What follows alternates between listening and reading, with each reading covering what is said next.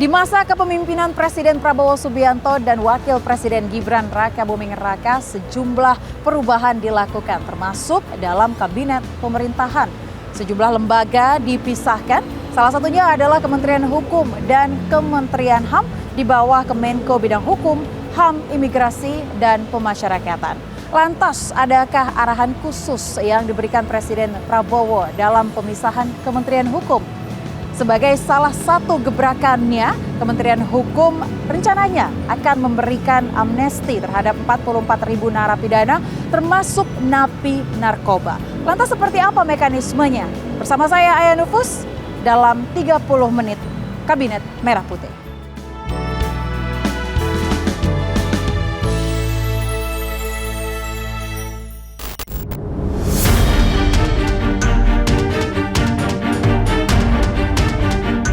Korupsi menjadi daya tarik tersendiri bagi sejumlah oknum pejabat negeri. Demi memperkaya diri sendiri, mereka tega memanipulasi informasi. Belum lagi hukum bagi para koruptor di negeri ini yang terbilang sangat ringan. Bahkan tak jarang hukuman ringan koruptor dijadikan candaan. Harvey Moise misalnya, terdakwa kasus mega korupsi di PT Timah ini merugikan keuangan negara hingga 300 triliun rupiah. Namun bukan vonis hukuman mati atau seumur hidup, Moise justru hanya diganjar dengan hukuman 6,5 tahun penjara. Hanya setengah lebih sedikit dari tuntutan 12 tahun penjara yang diajukan para jaksa. Meski rencana banding diajukan Kejaksaan Agung, namun vonis untuk Harvey Moise sudah terlanjur mencederai rasa keadilan di mata rakyat Indonesia. Lantas, bagaimana langkah konkret Kementerian Hukum di bawah Presiden Prabowo Subianto untuk mengurangi angka korupsi di Ibu Pertiwi? Pak Menteri, apa kabar? Alhamdulillah baik. Pak, kata saya lihat postingannya di Instagram, kebanyakan akhir-akhir ini selalu berolahraga nih, Pak. Ya, itu bagian dari upaya supaya kita tetap sehat.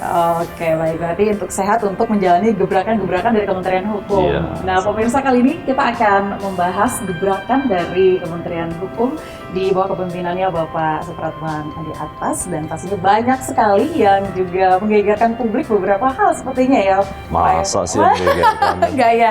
Oke, tapi yang paling menarik adalah ini kan hampir 100 hari di bawah kepemimpinannya Pak Prabowo Subianto. Arahannya masih sama dan konsisten? Masih sama, Pak Prabowo dari awal tidak pernah membebani kami untuk ada program Quick Win ya. Prinsipnya mulai sejak dilantik sampai dengan di akhir kita dipercaya menjadi pembantu beliau, beliau menugaskan untuk konsisten terhadap program-program yang beliau ingin capai dan sudah terlanjur dijanjikan dalam masa kampanye yang lalu. Nah, termasuk di Kementerian Hukum. Begitu banyak PR yang kami harus selaraskan dengan program beliau karena bersentuhan dengan seluruh kementerian dan lembaga. Ya, baik. Jadi memang Anda ini betul-betul ya menanggapi statement beliau, ini bukan hal yang main dan juga bukan baru ya, jadi dari lama sudah disampaikan. Dari dulu beliau sangat konsisten. Tapi yang belakangan ini paling mengejutkan masyarakat juga nih Pak Menteri terkait dengan kasus korupsi timah yang merugikan negara 300 T, tapi hukumannya 6,5 tahun. Nah, itu yang saya sampaikan tadi, bahwa keseriusan Pak Prabowo sebagai Presiden Republik Indonesia telah menugaskan kepada Jaksa Agung untuk membongkar semua skandal yang terkait dengan timah. Dan keseriusan itu kan Jaksa Agung sudah tunjukkan dalam tuntutannya seberapa besar. Dan karena Jaksa Agung itu berada di wilayah eksekutif, di mana Jaksa Agung adalah juga aparatnya Presiden, maka tanggung jawab kita itu kan sampai di penuntutan. Bahwa vonisnya itu kemudian lebih ringan dari tuntutan jaksa, itu di luar kuasa Presiden. Karena pengadilan itu tidak berada di bawah kekuasaan Presiden. Nah, kita berharap nanti majelis hakimnya, siapapun yang menangani, tentu harapan Presiden dan harapan kita semua supaya keadilan itu bisa diciptakan. Gitu. Tapi tanggapan Anda terkait dengan netizen masyarakat Indonesia yang membanding-bandingkan, oh Setia Novanto segini aja hukumannya 2,3 T, tapi kenapa Harvey Moise segini? Ya, tidak salah. Tidak salah, karena ya. itu kan rasa keadilan itu sangat subjektif. Ya. sangat subjektif. Karena itu, tetapi ada sebuah prinsip bahwa semua putusan pengadilan itu wajib dianggap benar. Terlepas dari apakah itu mencederai rasa keadilan masyarakat atau tidak. Tapi bahwa kita sependapat bahwa di samping proses pengembalian keuangan negara itu bisa dilakukan dalam hal ini adalah menyangkut soal aset recovery, tapi juga menyangkut soal besar dan lamanya putusan untuk terkait dengan pidana kurungan maupun penjara itu harus seimbang. Itu tuntutan kita. Tapi sekali lagi bagi pemerintah dan termasuk Kementerian Hukum, kebetulan kita tidak terlibat dalam proses penegakan hukum. Kementerian Hukum itu kan lebih banyak terlibat dalam proses pembuatan regulasi.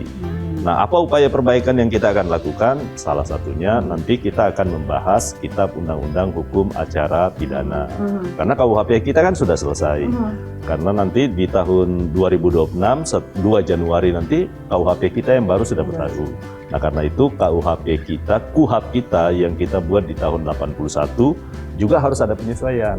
Jadi ada lebih ke menteri pasal ke pasal ya Pak ya? Ya harus tetap. Itu tugas pokok yang utama karena terkait dengan kebijakan di bidang perundang-undangan, bukan di penegakan hukum. Kalau urusan penegakan hukum itu urusannya di polisi. Tapi ada dong Pak jaksa. upaya Bapak untuk memperkuat hukum di Indonesia lagi, khususnya untuk korupsi para pejabat negara. Pasti kita lakukan hal yang sama. Jadi beberapa undang-undang yang sudah kita persiapkan, termasuk undang-undang perampasan aset. Kan pemerintah udah siap nih. Kemudian undang-undang tentang pemberantasan transaksi uang kartal. Tetapi kan pemerintah tidak sendirian dalam penyusunan sebuah undang-undang. Tugas utama pembentukan undang-undang menurut Undang-Undang Dasar 45 itu sekarang beralih dari dulu di presiden, sekarang beralih ke parlemen. Oke, karena beberapa waktu yang lalu juga kan masyarakat Indonesia sempat kayak, wah ini sepertinya pemerintah salah kaprah dengan denda damai yang sempat disampaikan. Enggak, denda damai itu jadi gini, denda damai sesuatu yang contoh bahwa ada penyelesaian di mana kerugian negara ataupun juga kerugian perekonomian negara itu merupakan satu penyelesaian yang kita anut. Jadi diatur dalam regulasi. Karena kan untuk tindak pidana ekonomi memang dikenal denda damai. Bukan hanya di Undang-Undang Kejaksaan, tetapi dalam kasus-kasus perpajakan, katakanlah mungkin karena kekurangan bayar dan lain sebagainya, kan ada negosiasi di antara penyidik kantor pajak dengan orang yang diduga melakukan itu. Nah, upaya denda damai itu adalah memangkas menyangkut soal penyelesaian perkara di luar pengadilan. Tetapi kita bersepakat bahwa denda damai itu tidak berlaku untuk tindak pidana korupsi. Tapi mungkin ke depannya bisa, iya, ya mungkin ya. Karena yang lebih penting bagi kita adalah menyangkut soal aset recovery. Jadi bagaimana kerugian keuangan negara itu menjadi sesuatu hal yang paling penting dibandingkan sekedar hanya untuk menghukum. Ya, terus sanksi jerahnya apa dong Pak? Ya kan tetap ada sanksi pidananya kan juga tetap ada. Jadi tidak dihapuskan. Tidak jadi make it clear ya. Jadi tetap ada pidana, tetap juga asetnya harus dikembalikan. Oke, baik. Tapi ini Anda bagaimana make sure untuk tidak mencederai kepercayaan publik kita? Kalau di Kementerian Hukum, program kami sudah sangat jelas. Makanya agak lebih jarang saya mengekspos di awal. Kami melakukan sebuah proses transformasi di Kementerian Hukum. Baik untuk outputnya nanti itu berimplikasi keluar, tapi juga punya output dan implikasinya ke internal. Transformasi digital dalam bentuk layanan digital yang kami kembangkan di Kementerian Hukum, yang rumah besarnya lagi dipersiapkan, itu akan memberikan dampak yang luar biasa, karena akan meminimalisir pertemuan antara orang yang meminta layanan dan pemberi layanan. Itu yang pertama. Kalau kemudian layanan digital ini bisa dilakukan, karena kita punya hampir mungkin sekitar 300 atau 400 layanan kepada publik. Tapi sekarang yang bisa diakses dengan digital mungkin baru sepertiganya. Nah, ada PR besar untuk itu. Jadi tengah teknologi, smartphone di mana-mana, digitalisasi itu sangat penting. Oh, sangat penting. Ya, seperti halnya dengan layanan perbankan, sekarang kita udah hampir nggak pernah ke bank kan? Nggak, mobile banking. Mobile banking, ya, itu sebuah keniscayaan. Jadi itu nggak bisa, itu tak terhindarkan. Tapi Anda ini salah satu menteri yang dikatakan cukup cepat sekali Pak kerjanya. Rencananya sangat sistematis, termasuk juga banyak di media yang beredar soal presidential threshold. Bisa Anda jelaskan mungkin terkait hal itu? Kita hormati putusan MK. Iya. Dan saya mengapresiasi, kali ini saya mengapresiasi putusan MK. Kenapa saya apresiasi? Karena Mahkamah Konstitusi tidak membuat norma. Membatalkan norma yang dibuat oleh pemerintah bersama dengan DPR, kemudian memberi ruang kepada pembentuk undang-undang untuk membuat norma baru. Tetapi memberi rambu-rambu 5 hal dalam bentuk yang disebut dengan rekayasa konstitusional. Nah, apa bentuknya rekayasa konstitusional tadi? Untuk membatasi semua calon presiden, bukan berarti dengan begini semua partai politik boleh mencalonkan. Ada, nanti kita akan bicarakan. Sekarang ini Kementerian Dalam Negeri tentu melakukan kajian karena itu tusinya teman-teman di sana. Tetapi juga Kementerian Hukum melakukan hal yang sama. Kita juga melakukan proses kajian dan kita nanti akan paparkan kepada Presiden, kepada bersama-sama dengan Mendagri tentu dan juga Komisi Pemilihan Umum maupun penyelenggara pemilu yang lain. Semuanya harus saling bersinambungan ya. Ya, oke, baik. By the way, Bapak, how do you like this office? Ya, saya ngelihatnya ramai banget, bukunya banyak, terus juga banyak foto-foto. Ini yang dari ini retreat ya, retreat. Kemudian dulu ini pelantikan. Tadi pelantikan waktu zamannya Pak. Dan yang di sana itu pada saat saya pertama kali memimpin apel di Kementerian Hukum dan HAM, masih Kementerian Hukum dan HAM. Oh, masih Kementerian Hukum dan HAM, berarti masih tahun lalu. Itu pertama kali. Oke, baik. Tapi memang rapi sekali. Tapi bukan saya nih, ini semua teman-teman semua nih yang lakukan. Ya. Nah, ini ada lukisan juga nih, Pak. Tahu nggak? Ini lukisan satu lebih gagah dari aslinya. Enggak dong. Atau aslinya masih lebih ya. Tapi yang paling istimewa buat pemirsa dan teman-teman semua, ini adalah hasil karya warga binaan dari Kanwil, Kalimantan Timur. Waktu saya berkunjung ke Kalimantan Timur, ada seorang narapidana ataupun warga binaan. Saya tidak minta, karena dia tahu saya berkunjung, dia cepat menyelesaikan dan saya membeli lukisan ini dari yang bersangkutan. Jadi luar biasa. Sebenarnya itu warga binaan kita yang dulu karena ya, Pak, ya? Sangat kreatif. Banyak industri-industri yang sebenarnya bisa dikembangkan karena kreativitas mereka itu bisa dilakukan. Dan itu punya nilai ekonomis yang sangat tinggi kan. Jadi mereka juga kadang menjual hasil-hasil iya, mereka. Dan karena itu dulu ini kan waktu belum pisah nih ya, saya masih Menteri Hukum dan HAM, masih di zaman pemerintahan Pak Joko Widodo. Tapi terus bersinergi hingga saat ini ya? Oh iya, tetap dong. Ya. Tapi berbicara soal narapidana nih, ini juga paling menarik. Salah satu gebrakan dari Kementerian Hukum di bawah pimpinan Anda adalah memberikan amnesti kepada 44.000 narapidana termasuk narkoba ya, Pak ya. Tapi kita akan bahas sesaat lagi, tetaplah bersama kami.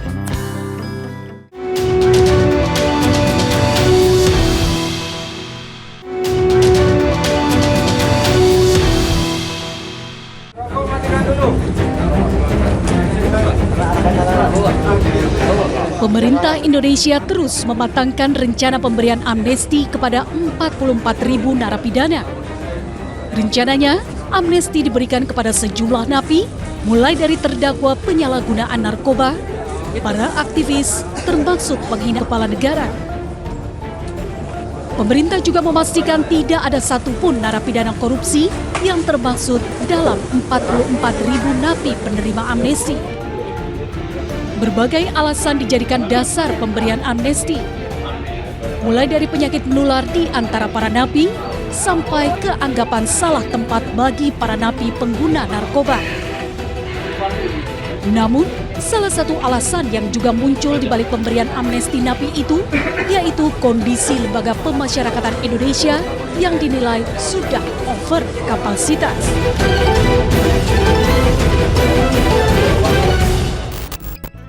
Pemirsa, Anda kembali di 30 menit Kabinet Merah Putih bersama saya Aya Nufus, dan pemirsa, pemerintah berencana untuk memberikan amnesti kepada 44.000 narapidana, dan saya ingin bertanya lebih detail lagi Pak soal ini. Ini termasuk napi narkoba, koruptor juga atau ada khususnya? Ada 4 kriteria atau orang yang kita rencanakan kita usulkan kepada Presiden untuk mendapatkan amnesti. Oke. Tapi sejauh mana prosesnya, sekarang masih di asesmen oleh Kementerian Imigrasi dan Pemasyarakatan. Sejauh ini gambarannya? Kurang lebih ada 44.000 kan, Oke. satu. Yang kedua, saya pastikan dalam proses kali ini tidak ada satupun yang diusulkan berasal dari mereka yang terlibat dalam tindak pidana korupsi. Oke, fair Ya. enough. Jadi yang 44.000 itu apa aja? Yang terbesar itu adalah mereka yang terlibat dalam penggunaan narkotika maupun psikotropika. Kurang lebih jumlahnya 39.000. Oke. Ya. Kenapa 39.000? Selalu saya katakan berulang-ulang di teman-teman media bahwa mereka itu seharusnya tidak berada di LP. Karena mereka itu adalah pengguna. Dalam bahasa undang-undang, mereka itu statusnya adalah korban. Karena itu harusnya negara bertanggung jawab untuk melakukan rehabilitasi kepada mereka. Harus direhab. Jadi tempatnya memang bukan di situ. Tapi terpaksa kita lakukan. Nah, karena itu Presiden menganggap bahwa harusnya mereka direhab. 39.000. Berarti tersisa 5.000. 1.200 itu akan narapidana yang kebetulan sekarang mereka sudah ada terkena penyakit yang berkepanjangan. Jenis penyakitnya juga tidak main-main. Ada yang mengalami gangguan kejiwaan, orang dalam gangguan jiwa. Harusnya ini logikanya kalau orang sudah dalam gangguan jiwa, ya kan? Dia di dunianya sendiri ya, Pak ya. Jadi harus dirawat di tempat lain. Di tempat yang baik. Tapi yang paling penting dan paling ini cukup banyak. Rupanya warga binaan kita itu sudah ada yang mengalami penyakit HIV/AIDS. Kalau ini kita tidak benahi, kemudian ini kita biarkan, itu penularannya bisa menyebar. Karena itu pemerintah mengambil itu. Jadi ada 1.200, sudah kurang lebih 40.200. Sisanya itu terkait dengan 2 tindak pidana. Satu yang terkait dengan tindak pidana politik, terutama makar terkait dengan saudara-saudara kita di Papua. Para aktivis-aktivis Papua sebenarnya ini. Yang dulu disangka melakukan makar. Presiden menganggap kalau kasus seperti ini sepanjang itu bukan kegiatan bersenjata, makar dengan senjata, atau tidak mengangkat senjata untuk memerangi Republik, itu sebaiknya diberi amnesti. Ini permintaan Pak Prabowo langsung? Ya, jadi itu satu. Nah, yang terakhir adalah mereka yang tersangkut dengan didakwa atau dituntut dan divonis karena melakukan pelanggaran terhadap Undang-Undang ITE, khususnya yang terkait dengan penghinaan kepada kepala negara. Presiden menganggap, Pak Prabowo menyampaikan ke kami semua bahwa resiko jabatan beliau sebagai presiden atau siapapun yang menjadi pejabat publik untuk menerima kritikan, apalagi kalau itu konstruktif dari masyarakat. Jadi beliau menganggap ini sebaiknya diberi amnesti. Tapi ini masih akan didiskusikan lagi ya Pak ya? Ini finalisasi. Saya lagi menunggu tadi ketemu dengan teman-teman IMIPAS, Kementerian IMIPAS maksud saya. Mudah-mudahan dalam waktu dekat 44.000 nama itu sudah selesai di asesmen, kemudian diserahkan ke Kementerian Hukum. Kemudian nanti sebelum dikirim ke Presiden untuk diteruskan ke DPR, karena kan Presiden nggak boleh serta-merta, nggak seperti dulu. Jadi harus ada kontrol rakyat. Karena itu akan memerlukan pertimbangan DPR. Nah, sebelum dikirim ke DPR, kami lakukan verifikasi dulu. Kami buka ke publik supaya jangan sampai ada kasus di luar 4 kriteria tadi. Ya kan? Jadi 80% ini adalah narapidana yang terlibat kasus narkoba. Ini apakah salah satu strategi untuk mengurangi kapasitas lapas, Pak? Tidak bisa dipungkiri bahwa tapi kalau kita lihat kan maksudnya 39.000 cukup banyak ya, Pak? Oh, cukup banyak. Tapi ya? Itu pun kalaupun dianggap itu bisa mengurangi kapasitas lapas, tapi jumlahnya tidak maksimal karena cuma baru 30%. Seluruh wilayah di Indonesia. Seluruh Indonesia. Jadi itu baru 30% ya, baru 30% bisa mengurangi kapasitas lapas kita.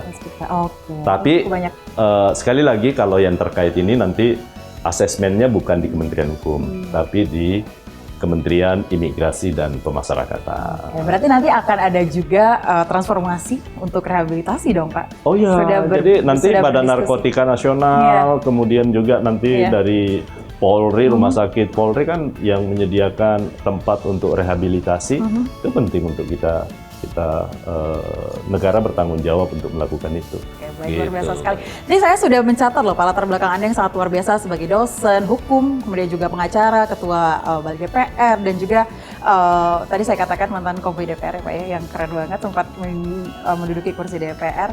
Dari pandangan Anda, sebenarnya prioritas apa sih Pak yang menjadi prioritas hukum di Indonesia?